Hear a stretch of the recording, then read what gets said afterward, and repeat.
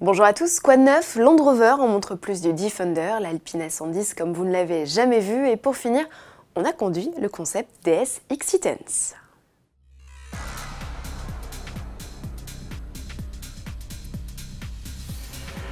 Avant de dérouler notre alléchant sommaire, coup d'œil sur le dernier numéro d'Auto Plus de l'année, le numéro 1582. Nos essayeurs y dévoilent leurs 10 nouveautés préférées, parmi lesquelles le Suzuki Jimny, la Ford Focus, la Mercedes Classe A, la Peugeot 508 ou encore l'Alpine A110. Ce quintet n'est en aucun cas le classement final. Pour le découvrir, rendez-vous chez votre marchand de journaux jusqu'au 3 janvier 2019 et sans limite de temps sur notre kiosque numérique, vos smartphones et tablettes. À propos de berlinette, les livraisons s'enchaînent. À date, Alpine a livré 1153 exemplaires de son A110 2.0. Ce sont les clients qui sont contents. Leur patience est récompensée après 2 ans d'attente. Coupé, qui commence à faire le bonheur des préparateurs, 2 ateliers se sont penchés sur son cas. L'allemand Waldo Performance ne l'a pas seulement repeint en vert, il a gonflé le 1.8 turbo de 48 chevaux pour atteindre la barre fatidique des 300 chevaux, comme dans une Mégane RS Trophy.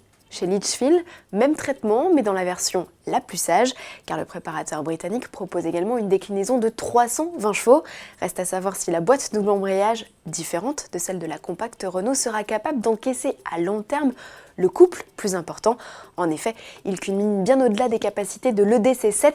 C'est d'ailleurs à cause de cette transmission qu'une A110 survitaminée ne serait pas envisagée chez Alpine à court terme.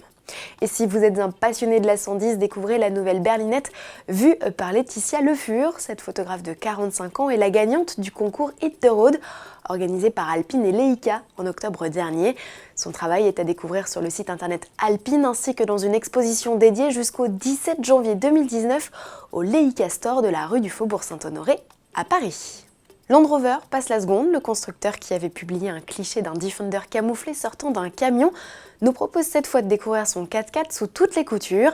Les essais des prototypes viennent de débuter aux États-Unis notamment, où il sera de nouveau commercialisé dès 2020. La première génération du tout-terrain y avait fait une carrière confidentielle. Contrairement aux productions actuelles qui ont gagné en rondeur, le Defender conserve ses traits anguleux. Land Rover promet de faire de ce nouveau 4x4 un véritable franchisseur, à la hauteur du premier modèle né en 1948.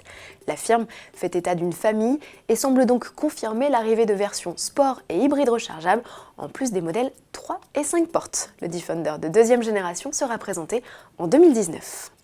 On se quitte avec un extrait d'un essai pas comme les autres. Notre confrère de Sport Auto, Sylvain Vetto, a eu l'opportunité de prendre le volant du DS XC10. Ce concept asymétrique, star du mondial de l'automobile de Paris, préfigure la voiture de 2035. Ce qu'il en pense, réponse en vidéo sans plus attendre. Vous rêvez pas, je suis bien sur route ouverte avec un concept car. C'est assez étonnant, surtout les réactions des gens face à nous. Allez, il reste une petite Excel.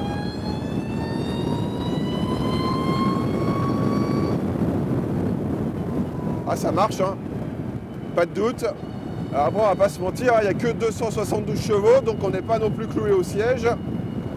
Mais du couple tout de suite, pas de boîte de vitesse, une transmission mono-rapport